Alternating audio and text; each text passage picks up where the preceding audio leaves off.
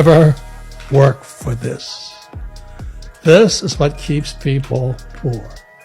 This, the rupee, the peso, the yen, the yuan. He says, never work for this. I will say this much. What's more important is ethics and morals. Okay. Nothing I do is illegal, unethical, or immoral. Right. Those are the three more important than anything else to me.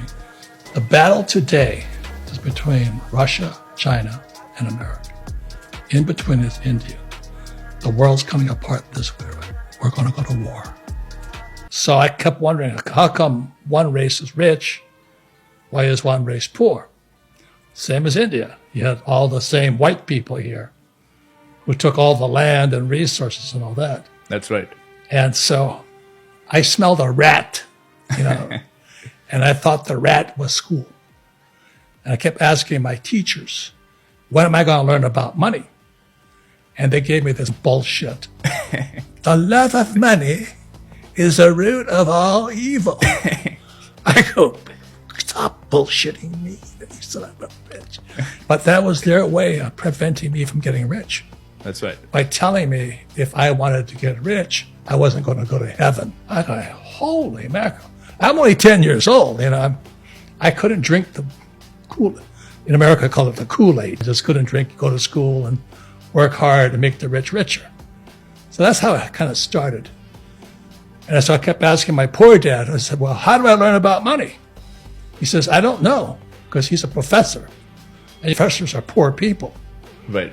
But they teach kids. That's stupid. So I said, why don't you ask your best friend's father? I said, who's that? He says, Mike. I said, why should I ask Mike, father?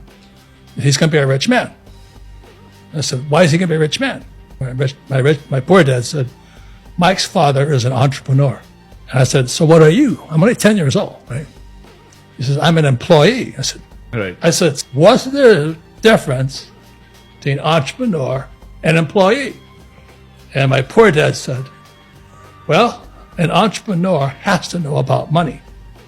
I said, yeah. And what about an employee like you? He says, I have a job. And then I started to hear it. Go to school, get a job, get a job, get a job. I'm going, school's lying to me. And I said, I don't want a job. When I was 10, I just started studying with my rich dad. And I was 10 years old, ride my bicycle to his office. And I had to work for him for free. He ran a hotel. Right. And I had to pick up rubbish and work, doing odd jobs. And rich dad never paid me. He said, if I pay you, you think like an employee. Because my dad works for money. He says, yeah, but that's why your dad's poor. He says, never work for this. This is what keeps people poor. This, the rupee, the peso, the yen, the yuan. He says, never work for this. And so that's kind of where the whole thing started. But being 10 years old, I was more confused now. I had to work for Rich Dad, and finally I started to understand things. Like, I'd work for free. He'd play Monopoly with me. I'm going, why am I playing Monopoly? He says, because you're learning to be rich. I said, I'm playing Monopoly, so you learn to be rich. And so I played Monopoly and got home. My poor dad said, what you been doing all day? You been studying? I said, no, I've been playing Monopoly. Oh, what a waste of time. Do your homework. If you don't do your homework, you don't get good grades, you won't get a good job. Right. I'm going, I'm so confused. And then one day I asked my rich dad, I said, why am I playing Monopoly? He goes, see all those properties out there?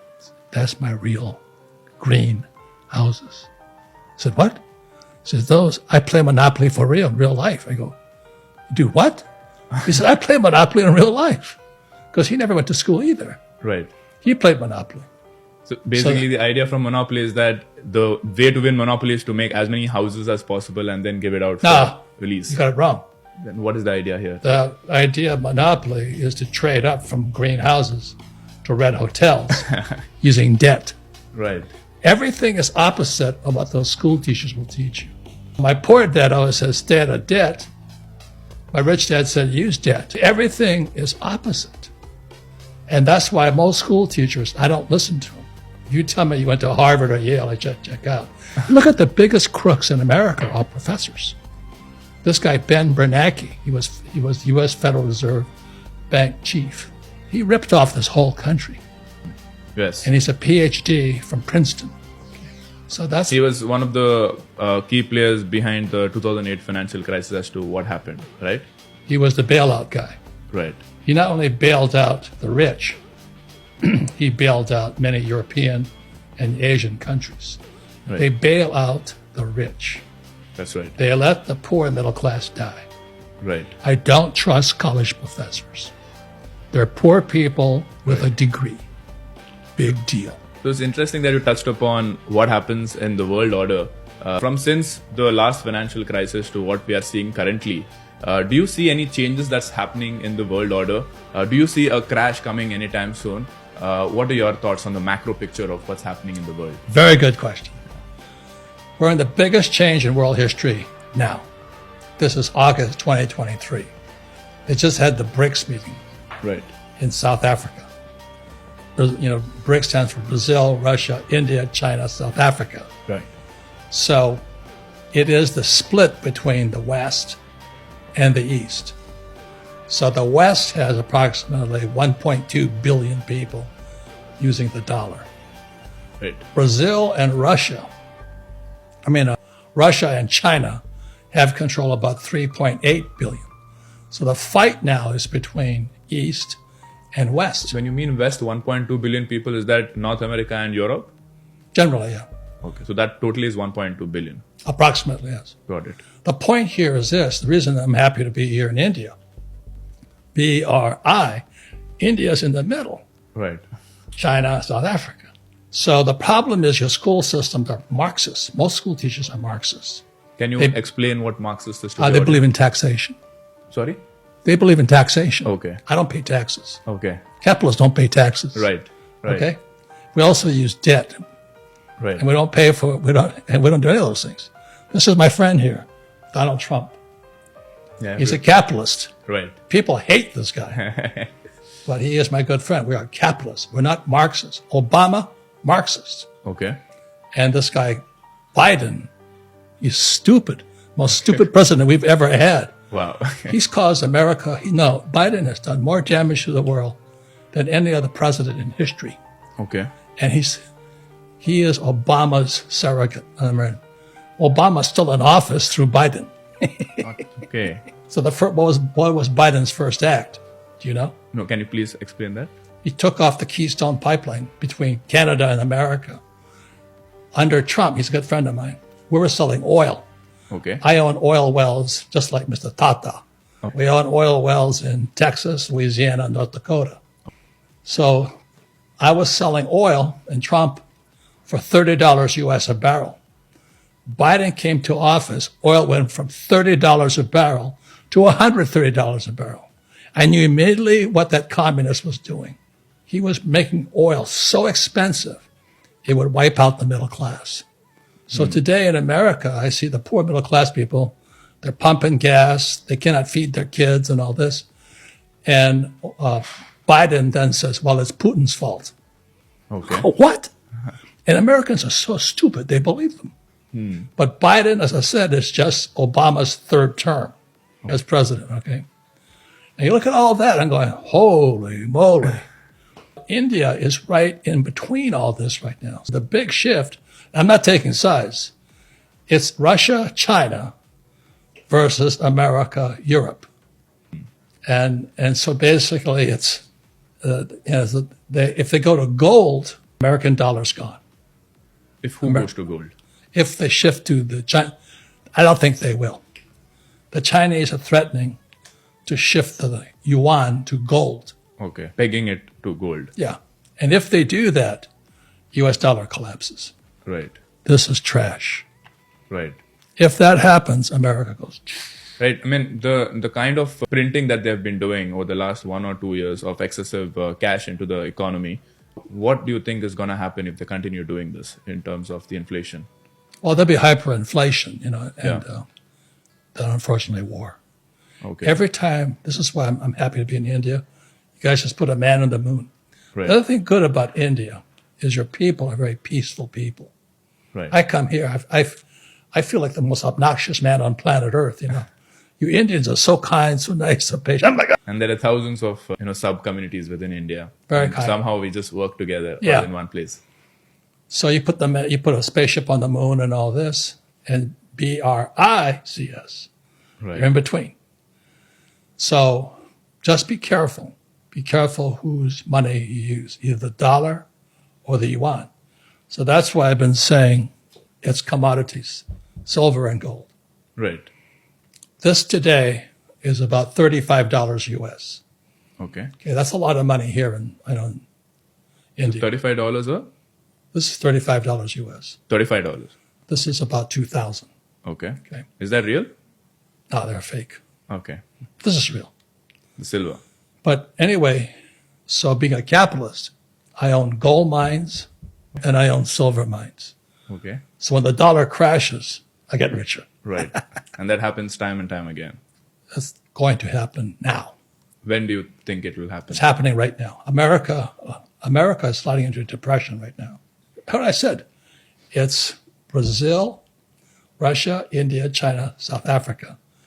But it's Russia, China versus America right now. It's the biggest battle in history going on today. And the dollar is going to lose. So if you read Rich Dad, Poor Dad, I said, I don't work for money. I work for gold and silver. I do not save dollars. Okay. I use debt to buy real estate. Right. I pay no taxes legally, Yeah. and I save gold and silver. And since I was a little boy, I've been saving so much gold and silver. I now own the richest gold mine in America. Which is? It's called the Trixie, but it's on the New York Stock Exchange. Okay. It's OCD, gold Okay. sign. Okay. So I only work for real money, which is gold and silver. So that's a great question because I actually wanted to understand there are so many asset classes that are available to the retail investor today. Be it as simple as just having cash, like you pointed out. Then there is commodities like, gold and silver. Then there is the stock market, mutual funds, ETFs, real estate, cryptocurrencies, so many options. So I get asked this question a lot. Where do I put most of my money? So according to you, which asset class is which you're most bullish on in the coming decade or few decades? Well, that's a good question, but the most important asset you have is this. Right. The You know, mind. the space between this year and this year.